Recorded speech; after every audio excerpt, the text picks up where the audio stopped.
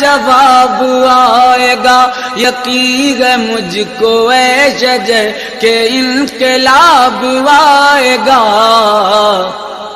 ابھی تو مہدی آئیں گے، پیام امن لائیں گے، ہر ایک دے گا یہ صدا محمد النبینا۔ اعلیٰ حضرت کے زمانے میں سائنسدانوں نے کہا زمین گھومتی ہے، آج بھی ہمارے بچے پڑھتے ہیں نا زمین گول ہے، زمین پڑھتے ہیں کالجوں میں۔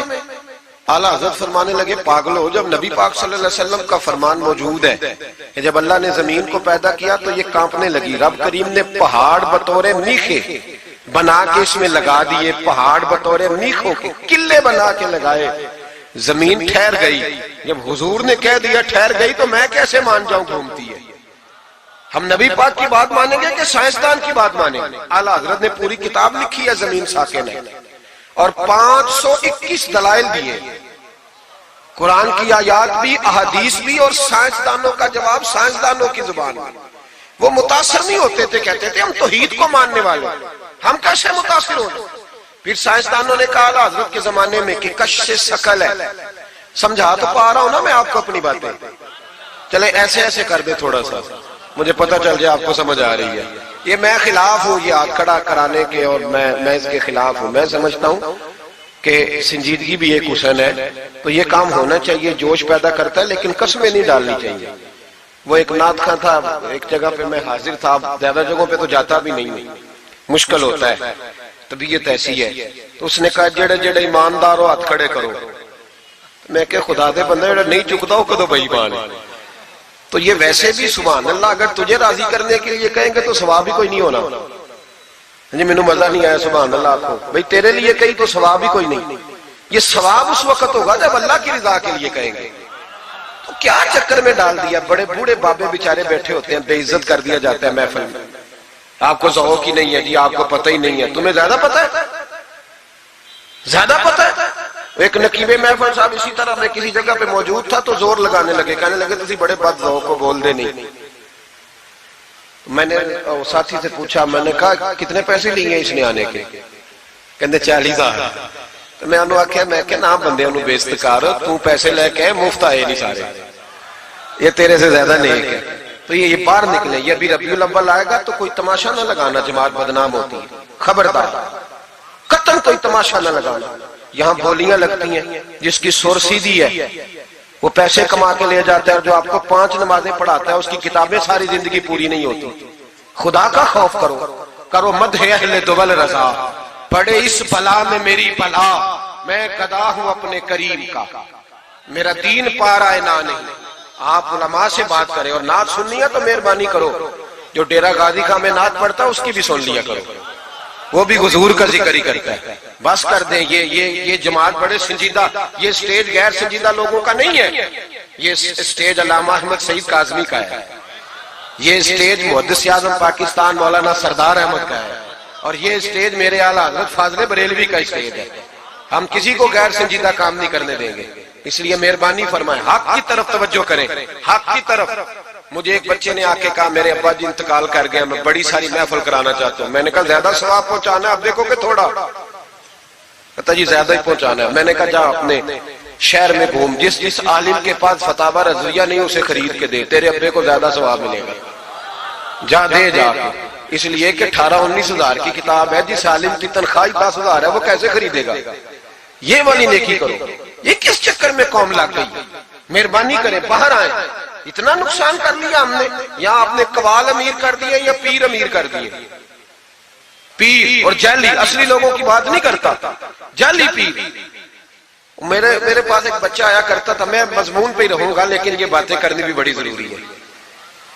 بچہ آیا تو کہنے لگا جی وہ میرے حضرت صاحب کی یہ کرامت ہے، تو میرے اکثر آتا تھا تو پیر صاحب کی کرامتیں۔ ایک دن کو غلطی سے طلاق کا اس کے گھر میں جھگڑا ہو گیا، تو میرے پاس آیا، کہنے لگا مولانا طلاق دے بیٹھا ہوں۔ تو میں کہا پیر صاحب نے پوچھنا سی مسئلہ، پیر صاحب سے پوچھنا تھا۔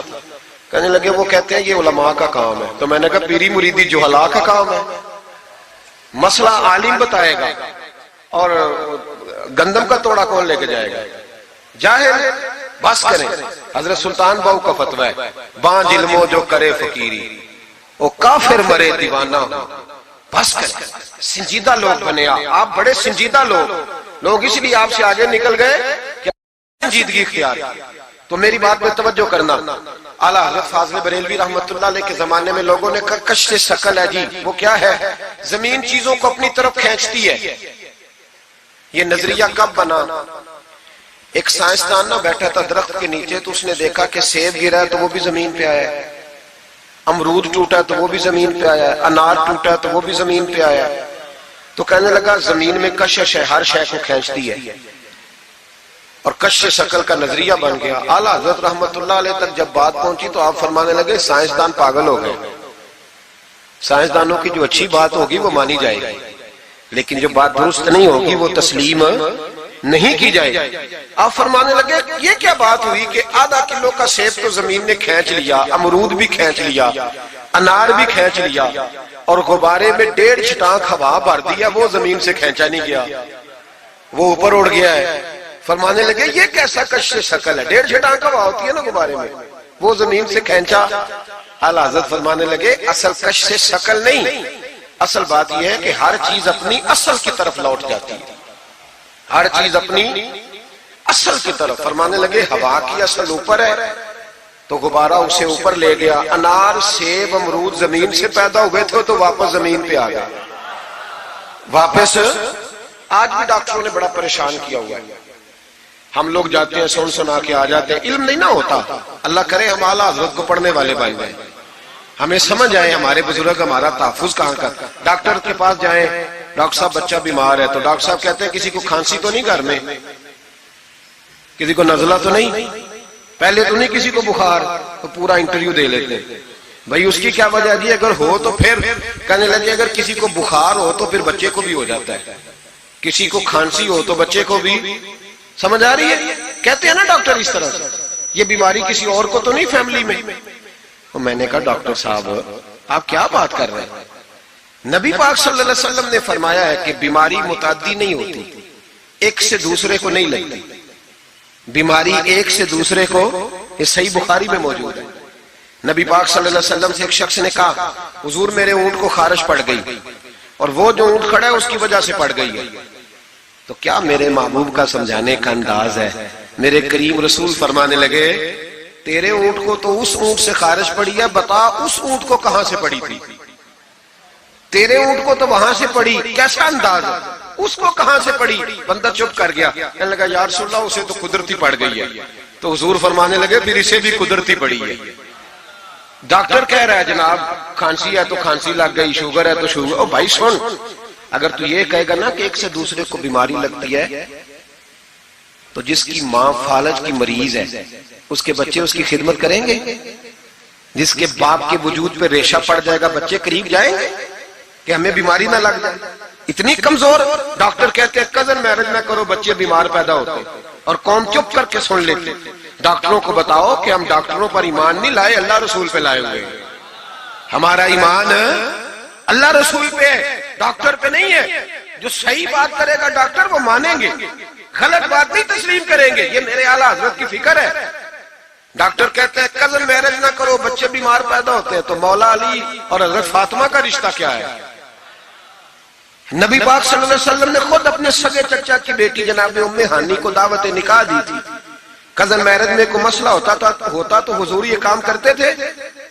کزن میرج ہو تو بچے بیمار پیدا نہیں ہوتے، کزن میرج ہو تو بچے حسن اور حسین جیسے پیدا ہوتے ہیں۔ اس طرح کے نونہال اللہ تعالیٰ عطا کرتا ہے، ان کے طریقوں پر چلنے والے پیدا ہوتے ہیں۔ خدا کا خوف کرو۔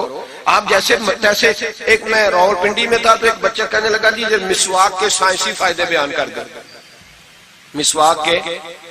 تو میں نے کہا بیٹے سائنس اگر کہہ بھی دینا مسواک نہیں کرنی چاہیے تو ہم نے پھر بھی کرنی ہے، ساری سائنس کہے نہ کرو تو ہم پھر بھی مسواک، اس لیے کہ مسواک کرنا میرے مصطفیٰ کا طریقہ ہے صلی اللہ۔ اعلیٰ حضرت نے عقیدہ توحید مضبوط کیا۔ ایک اور چکر ہے بابا جی کا، بابا جی سرکار جو ایک مہینہ نہ نہائے وہ چھوٹا بابا، اور جو 6 مہینے غسل نہ کرے وہ بڑا بابا۔ بابا جی کو نماز نہیں سیدھی آتی اور بابا جی سرکار بنے ہوئے، حال ہی کوئی نہیں، جو اللہ کے کھاتے پڑھ کر۔ اور بابا قسمت کا حال بتا رہا ہے، دروازے پہ روٹیاں مانگنے آتے ہیں، قسمت کا حال بتاتے ہیں، اپنی اتنی خراب ہے کہ مانگتے پھر رہے ہیں، اور قوم بیچاری حال دکھا رہی ہے، حال بتا رہی ہے، اپنا یہ بیڑا غرق ہوا۔ مجھے آپ کا تو نہیں پتا، ہمارے دیہاتوں میں نا یہ کبھی کبھی سونا بھی ڈبل کرتے تھے مانگنے والے، یہاں بھی ہوتا ہے یہ کام جی، وہ سونا لاؤ جی تمہارا سونا ڈبل کر دے، تو پتہ تب چلتا ہے جب سنگل بھی غائب ہو جاتا ہے۔ باووں کے لگ گئے، پھوکوں پہ لگ گئی۔ مجھے ایک شخص کرامت سنانے لگا، کہنے لگا میرے حضرت صاحب کے پاس لوگ دور دور سے دم کرانے آتے ہیں، اور میں نے کہا دم کرانا جائز ہے، تویز دینا جائز ہے، لیکن میں نے کسی حدیث میں نہیں پڑھا کہ کوئی بندہ یمن سے حضور کے پاس دم کرانے آیا ہے، مصر سے دم کرانے آیا ہے۔ دم کرانا بالکل درست ہے، ہم خود کرتے کراتے ہیں، لیکن یہ اصل دین نہیں۔ نبی پاک کے پاس نہ کوئی شام سے تویز لینے آیا نہ دم کرانے آیا، رسول پاک کے پاس تو جو بھی آیا کرتا تھا نبی پاک کا دین ہی سیکھنے آتا تھا۔ تو دین کی بات کر، دم درود کی نہ سنا، یہ تو ضمنی بات ہے، یہ تو ذیلی بات ہے۔ اعلیٰ حضرت دروازے پہ کھڑے تھے، ایک بابا مانگنے والا آ گیا، اعلیٰ حضرت سے کہنے لگا 10 روپے دو ورنہ آپ کا مکان الٹ دوں گا۔ یہ نفسیاتی قبضہ کر لیتے ہیں، تو ماں بھی بڑیری کہتی ہے دے دو کہیں واقعی نہ الٹ دے۔ اعلیٰ حضرت نے یہ عقیدہ نہیں ہمیں سکھایا کہ ہم رسیوں سے ڈرتے پھریں، اتنا کمزور ایمان، لوگ اپنے سائے سے ڈرنے لگ گئے۔ بابا جی کہہ گئے، اور چھوڑ بابا جی کے منہ سے کون سا قرآن حدیث نکلتا ہے، بس کر دے، کس چکر میں قوم کو ڈال دیا۔ اعلیٰ حضرت رحمت اللہ علیہ دروازے پہ کھڑے، فکر رضا سے مینار ہے نا، تو سنو پھر فکر رضا کیا ہے، سنو پھر یہ رضا کے نیزے کی مار ہے کہ عدو کے سینے میں غار ہے، کسے چارہ جوئی کا وار ہے کہ یہ وار وار سے پار ہے۔ اعلیٰ حضرت رحمت اللہ علیہ دروازے پہ کھڑے تھے، بابا جی آ گئے، کہنے لگے 10 روپے دو۔ 10 روپے کا معنی اس زمانے میں یہی تھا جو آج 10,000 کا معنی ہے۔ 10,000 مانگ لیا، کہنے لگا 2 نہیں تو مکان الٹ دوں گا۔ اعلیٰ حضرت فرمانے لگے تو 10 کے 20 مانگ، میں دینے کو تیار ہوں، پر مکان الٹنے والی بات غیر شرعی ہے، یہ واپس لے لے۔ شریعت تجھے یہ کہنے کی اجازت، میری باتوں کی سمجھ آ رہی ہے آپ حضرات کو؟ وہ کہنے لگا جی میں نے الٹ دینا ہے۔ اعلیٰ حضرت کی والدہ بوڑھی عورت اندر سے بولی، کہنے لگی احمد رضا دے دو، فقیروں سے نہیں الجھتے۔ تو اعلیٰ حضرت فرمانے لگے اماں جو سچا فقیر ہو میں تو اس کے قدموں میں بیٹھنے کو تیار، پیر چومنے کو تیار، ہم تو نسبتوں پہ مر مٹنے والے لوگ، لیکن بات وہ کرے جو رسول اللہ کی شریعت اجازت دیتی ہے، جس کی اجازت نہیں دیتی ہم وہ بات کرنے کی اسے اجازت نہیں دیں گے۔ اس نے کہا جی میں نے الٹ دینا ہے۔ اتنی بات ہوئی تو اعلیٰ حضرت کے جو شہزادے تھے نا چھوٹے، مفتی اعظم ہند مولانا مصطفیٰ رضا خان صاحب، وہ مکان کی دوسری چھت پر، ڈبل سٹوری مکان تھا تو اوپر والی چھت پہ کھیل رہے تھے، ان کا پیر پھسلا، وہ گردن کے بال اندر گر گئے، اندر سے شور اٹھ گیا، بچہ گر گیا، بچہ، وہ فقیر بھی سیدھا ہو گیا، دیکھا نہ نہیں نہ پیسے دیے، تو شہزادے گردن کے بال گرے اوپر والی منزل سے۔ لیکن سنیوں کدھر کھو گئے میں اور آپ؟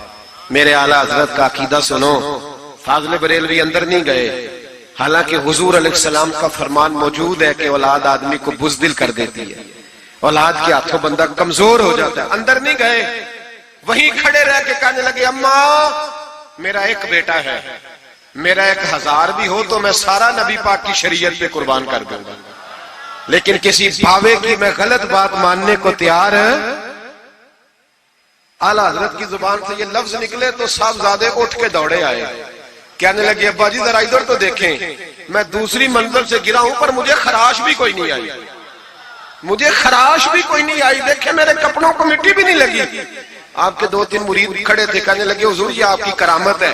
آپ فرمانے لگے میری کرامت نہیں، یہ میرا عقیدہ توحید ہے، یہ میرے رب پر ایمان ہے، خراش نہیں آئی۔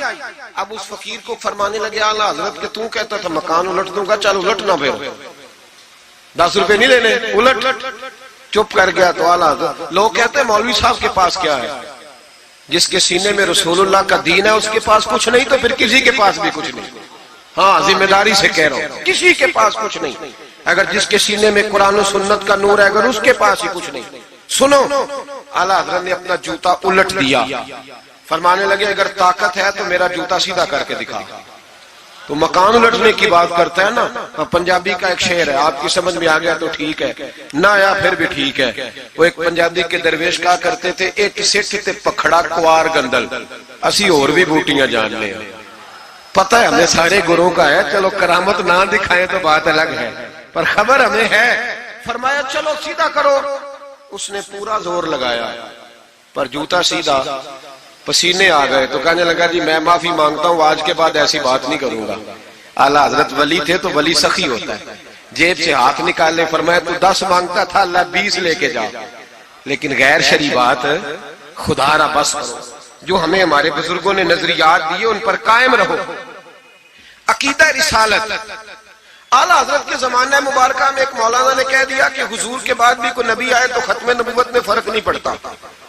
توجہ ہے میری بات پر؟ ادھر دیکھو میری طرف۔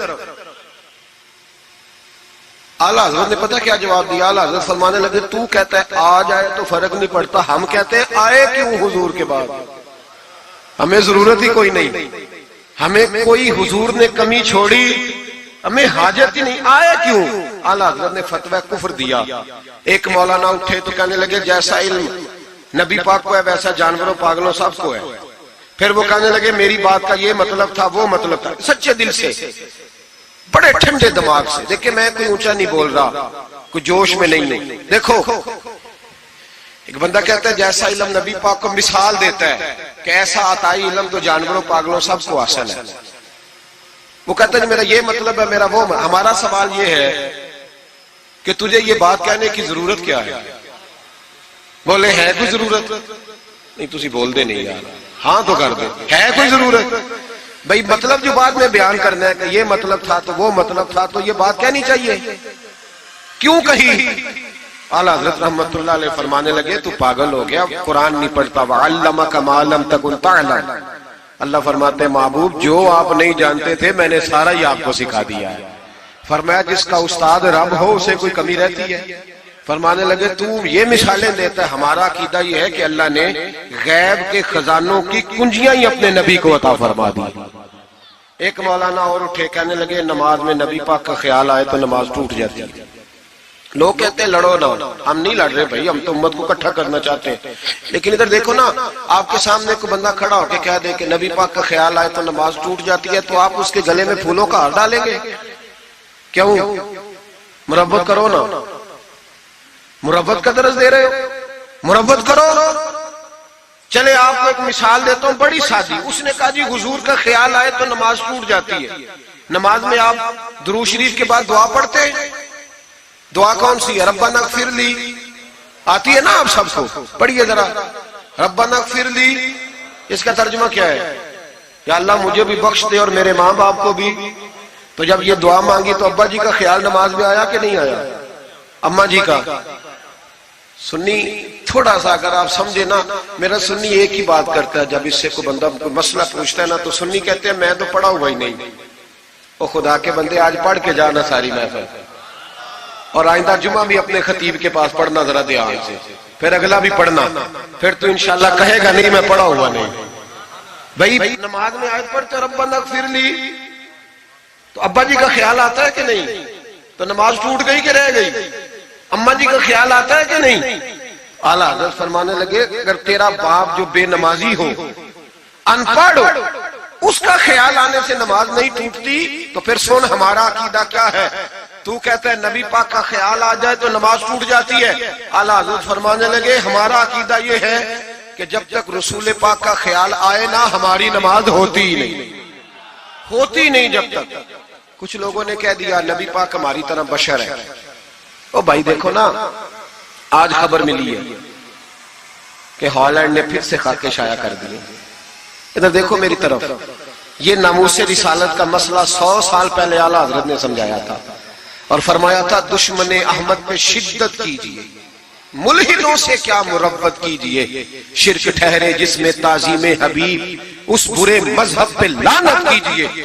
وہ جو ناموس رسالت کی بات تب کی تھی، فرمایا نادانو آج تو تم کہہ رہے ہو کہ حضور ہماری طرح کے بشر ہے، تو جب تم بشر بناؤ گے تو پھر لوگ کہیں گے کہ سیاستدان کا خاکہ بن رہا ہے تو ان کا کیوں نہ بنے معاذ اللہ۔ اس وقت اعلیٰ حضرت نے کہا تھا نا یہ بات نہیں ہے۔ آپ فرمانے لگے بات یہ ہے کہ اللہ کی سرتاب قدم شان ہے، یہ انسان نہیں انسان، وہ انسان ہے یہ قرآن تو ایمان بتاتا ہے انہیں اور ایمان یہ کہتا ہے میری جان ہے یہ. ناموس رسالت کا مسئلہ ساری زندگی اعلیٰ حضرت نے سمجھایا اور لوگوں کو بتایا کہ جان ہے عشق مصطفیٰ. روز فضو کرے خدا جس کو ہو درد کا مزہ وہ ناز دوا اٹھائے کیوں. اعلیٰ حضرت موجود تھے مدینہ شریف میں. اس زمانے میں نا نبی پاک کے گنبد کے سامنے کھجوروں کے 2 درخت ہوتے تھے. کھجوروں کے 2 درخت. شعراء سارے بیٹھے تھے تو شاعر جو ہوتا ہے نا وہ تشبیہ دیتا ہے بعض اوقات.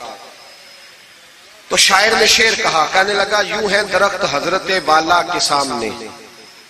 توجہ ہے میری بات پر. حضور کے گنبد کے سامنے کھجوروں کے 2 درخت ہیں. شاعر نے شعر لکھا یوں ہے درخت حضرت والا کے سامنے مجنو کھڑا ہو خیمہ لیلا کے سامنے. اعلیٰ حضرت فرمانے لگے یہ شعر میرے نبی پاک کی شان کے لائق.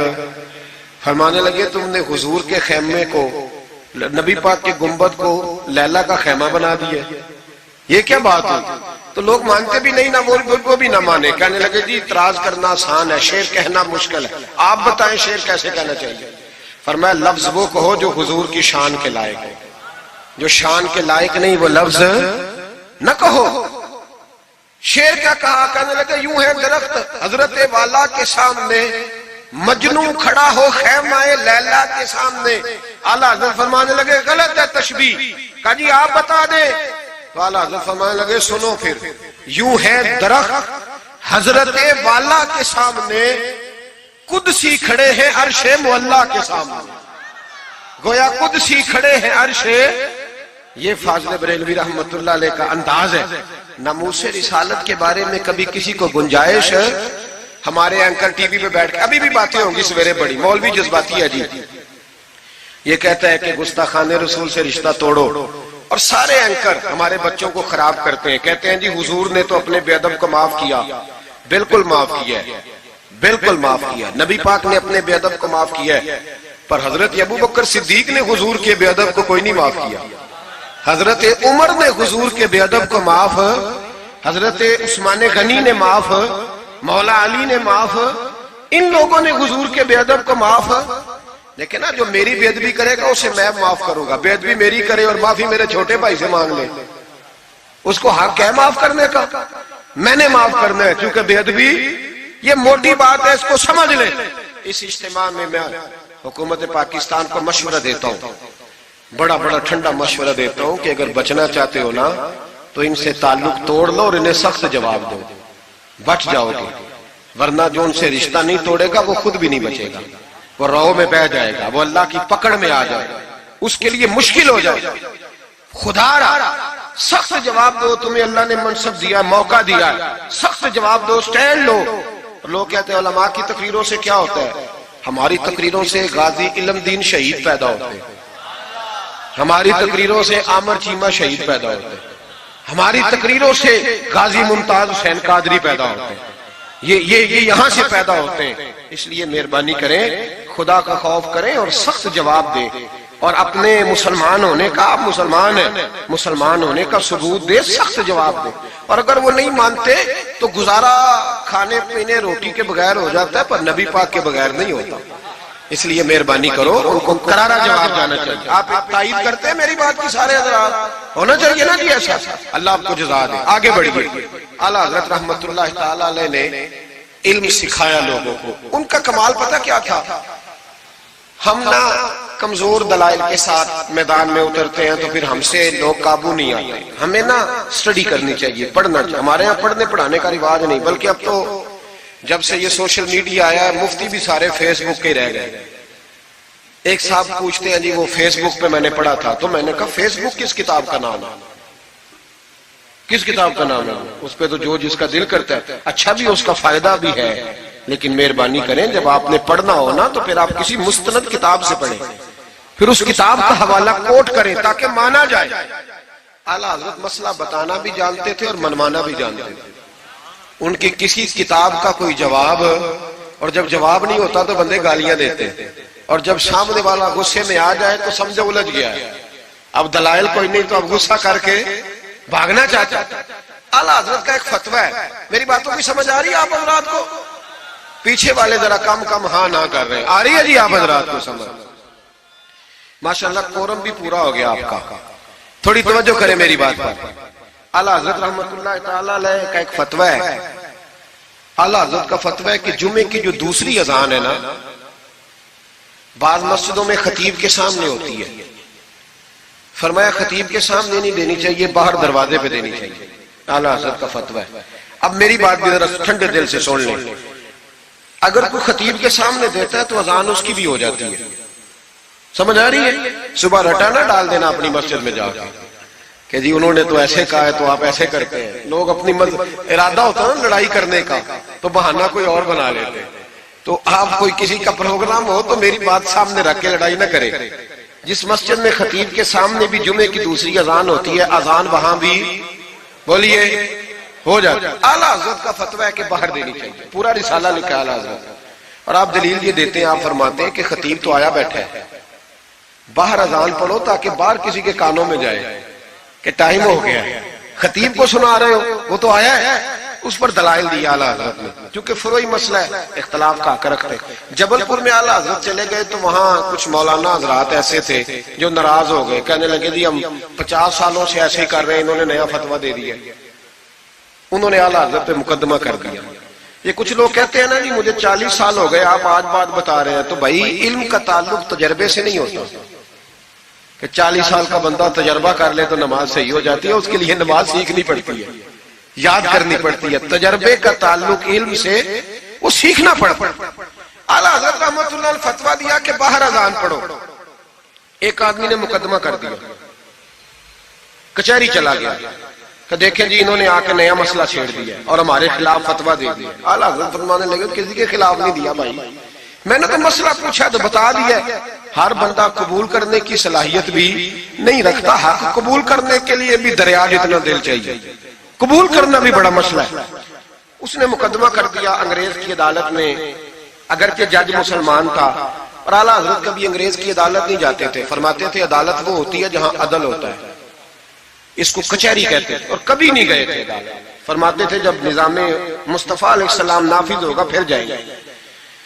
مخالفین نے مقدمہ کر دیا. وہ جو سامنے آواز دیتا ہے نا جج کے، فلاں بن فلاں حاضر ہو، ہمارے ہاں تو اسے ادری بھی کہتے ہیں، حاکر بھی کہتے ہیں، آپ پتہ نہیں کیا نام دیتے ہیں اس کو، کیا کہتے ہیں جی اس کو یہاں.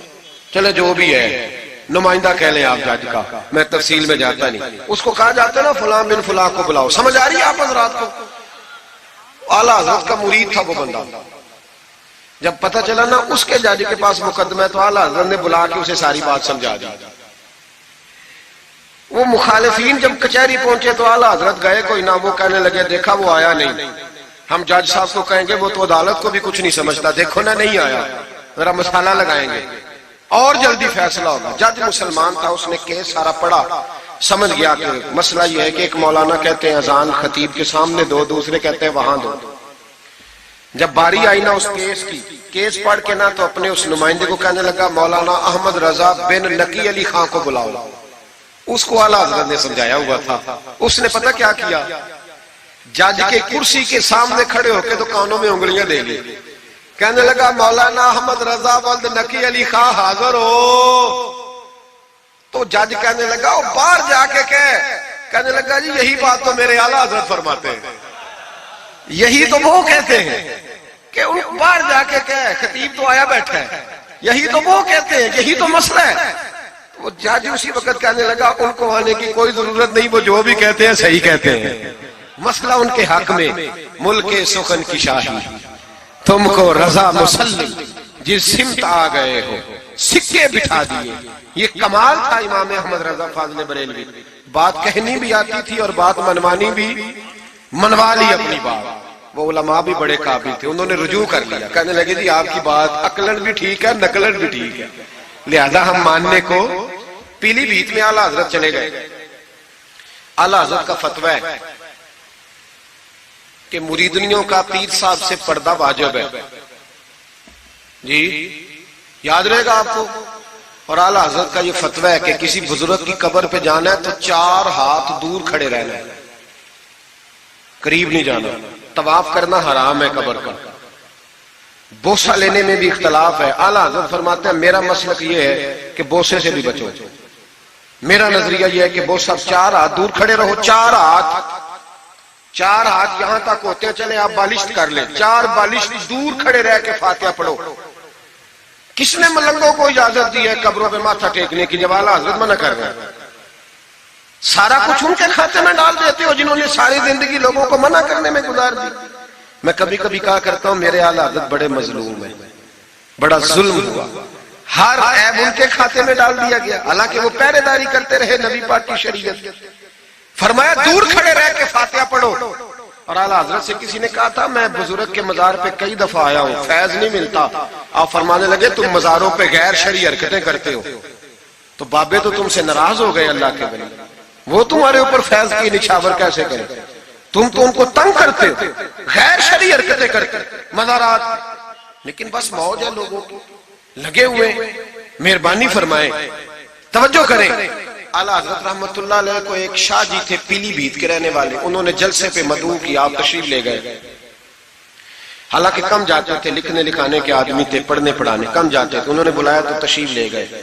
ہمارے ہاں تو اب ٹیلی فون ہے نا جی, تو منٹ پہ لوگ پوچھتے ہیں کہاں پہنچ گئے ہو, کہاں پہنچ گئے ہو, اب کہاں آ گئے. اس زمانے میں خط ہوتا تھا, خط ڈال دیا جاتا تھا اس تاریخ کو جلسہ ہے, جوابی خط آتا تھا آپ پہنچ جائیں گے. اعلیٰ حضرت نے خط لکھا شاہ جی کو میں آ جاؤں گا. جس دن اعلیٰ حضرت پہنچے ان کو پتا نہیں تھا کہ ان کے آنے کا ٹائم ہو گیا. اعلیٰ حضرت پہنچے تو شاہ صاحب, شاہ جی ان کا لقب تھا بزرگوں کا, وہ شاہ جی نا مریدنیوں کے بیچ بیٹھے تعویذ لکھ رہے تھے. آپ کو پتا ہے مریدنیاں ہی زیادہ نذرانہ دیتی ہیں تعویذ کا, مرید تو پورا دیتے ہیں, اس لیے ان کا پیر زیادہ امیر ہوتا ہے. تو وہ تعویذ لکھ رہے تھے, مریدنیاں بیٹھی تھی دائیں بائیں. اعلیٰ حضرت جیسے ہی پہنچے نظر پڑی, اب تو بڑی مصیبت ہے, کوئی روکنے والا نہیں. اب تو جعلی پیر کی صدارت میں لوگ جلسہ کر لیتے, اسے تصدیق ہو جاتی ہے. اتنے بڑے مفتی بیٹھے تھے میرے جلسے میں, ہم نے اللہ رسول کا دیا کھانا ہے. تو خدا کا خوف کرنا چاہیے, رسول اللہ کے دین سے وفا کرنا چاہیے. غلط آدمی کی کبھی سپورٹ نہ کریں, ورنہ نبی پاک کو کیا منہ دکھائیں.